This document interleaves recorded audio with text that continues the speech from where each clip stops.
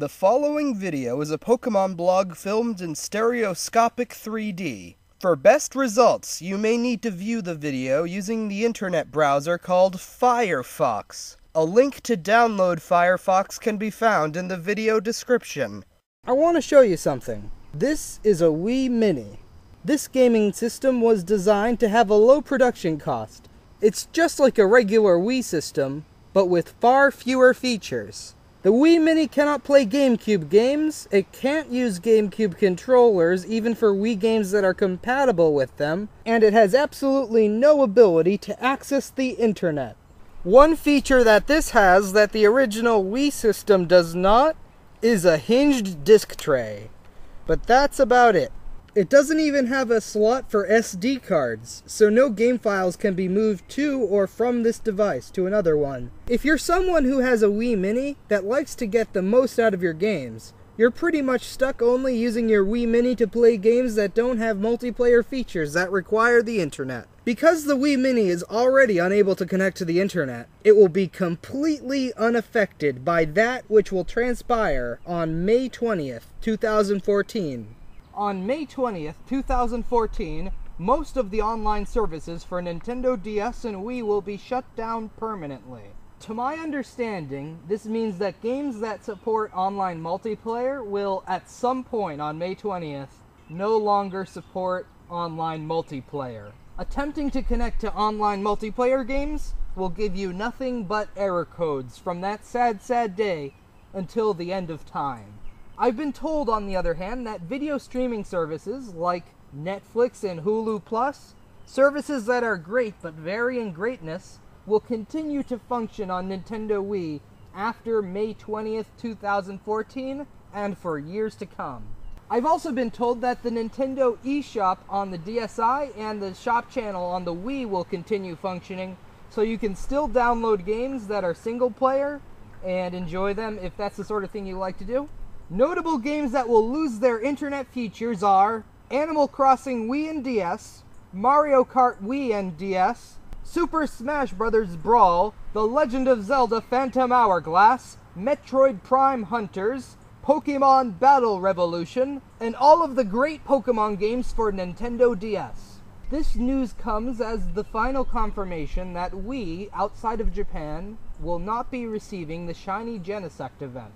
But of course, this is a conclusion that has already been known and accepted for some time now, seeing as we're already more than 200 days into the 6th generation of Pokemon. I know that some of my friends are disappointed that we're not getting the shiny Genesect event, but to tell you the truth, not getting the shiny Genesect event doesn't bother me all that much, seeing as it doesn't actually unlock anything in X and Y. There is, however, a concern that this Wi-Fi shutdown raises that I would like to address today. It's a small concern, and it won't affect anybody for at least a couple of years if it does at all. When Nintendo Wi-Fi began, it's true that nobody said it would last forever. Most online services are only temporary after all, and in the grand scheme of the universe, all online services are, as well as every aspect of human life as we know it.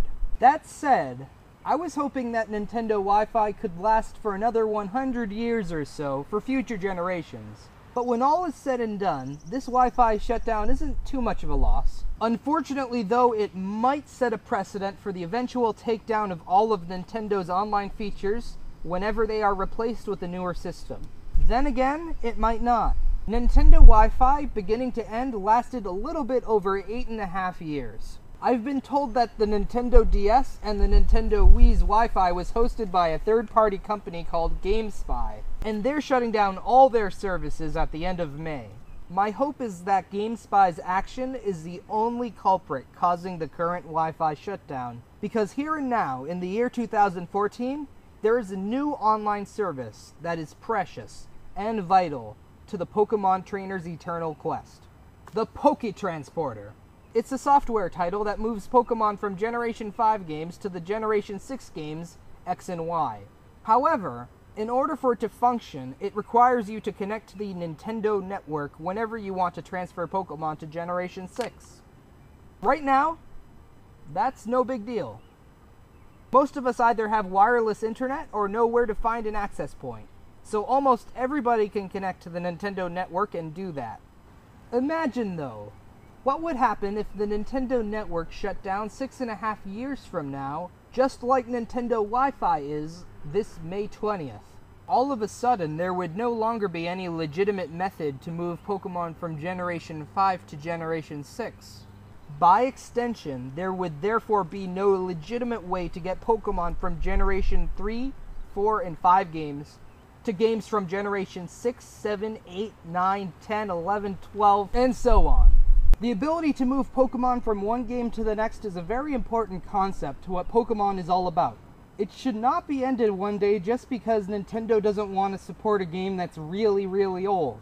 After all, at the time of their release, Pokemon Red and Blue were brand new games. And now, they are very old. Can you imagine Nintendo continuing to support a game as old as Pokemon Red and Blue? They will most likely not be supporting X and Y when they're as old as Pokemon Red and Blue are today. The good news here is that the Nintendo network is not the product of a third party. Nintendo is responsible for keeping it running for many years to come. But now that the tools for moving Pokemon are not found on our actual game cartridges, I don't like the fact that Nintendo could pull a fast one on us whenever they decide to discontinue the Poké Transporter service. This object here is my Jirachi bonus disc.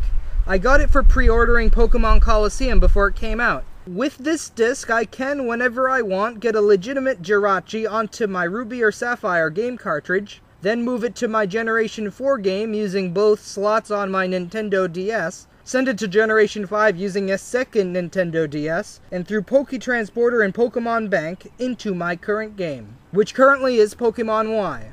I could keep that Jirachi on my Y version, or I could trade it to friends online, but my Jirachis won't be able to help anybody if the connection between Generation 5 and 6 is severed by some future discontinuation of the Poké Transporter. When Generation 9 comes around, there will be very new players who have never seen a Jirachi, much less owned one. I'm pretty efficient and could get a Jirachi all the way from my bonus disc to my Generation 9 game without too much effort. It's one thing that I'm very good at. But in a potential future with a severed connection between Generation 5 and 6, this Jirachi disc becomes worthless. Unless I, for some reason, need a Jirachi in games that came out before Generation 6. The fact of the matter is that collectively, the people of Earth can keep at least one link cable safe.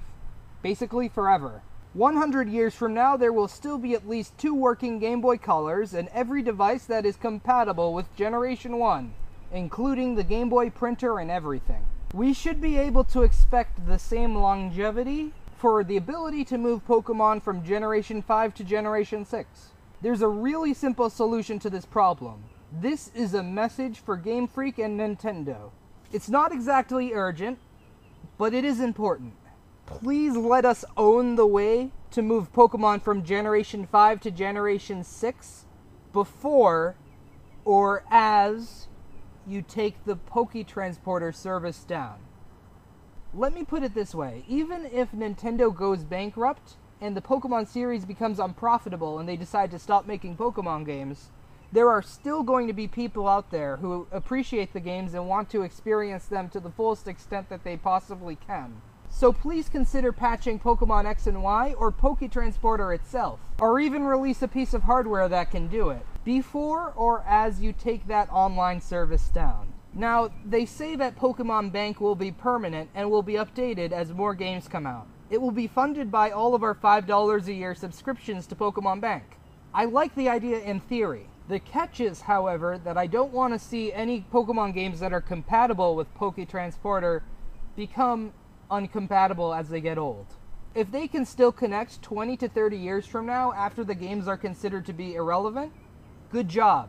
You've earned my trust. Keep on going!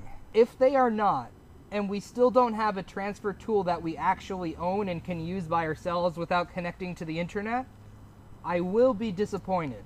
Nintendo and Game Freak have managed to create a game series that so many people have come to care so much about.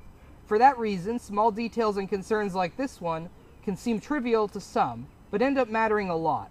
Not so much because of the games themselves, the source code and the experience of playing, but because of the bigger ideas that these games represent to the individuals who play them. It's not something that can be fully measured by numbers of game purchases or the feedback from online surveys. I want Game Freak to keep on doing what it does best. I'm confident that they will. Recently, they've been surprising us every so often, proving that they can break their own patterns. I just hope they maintain the important patterns that keep the Pokemon series going strong. My name is Zelgarath, and I will see you in my next 3D Pokemon blog.